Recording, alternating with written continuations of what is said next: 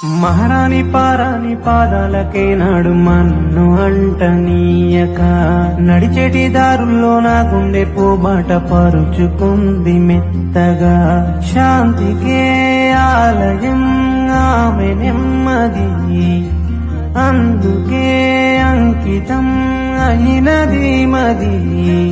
సుకుమారమే ఆమె చెలికత్తె కాబోలు, సుగుణాలకే ఆమె తలకట్టు కాబోలు. చెలియ చలువ చెలిమి కొరకు ఆయువే ఆశగా తపమును చేయగా. తొలిచూపు చాలంట చిత్తాన చిత్రంగా ప్రేమనేది పుట్టగా.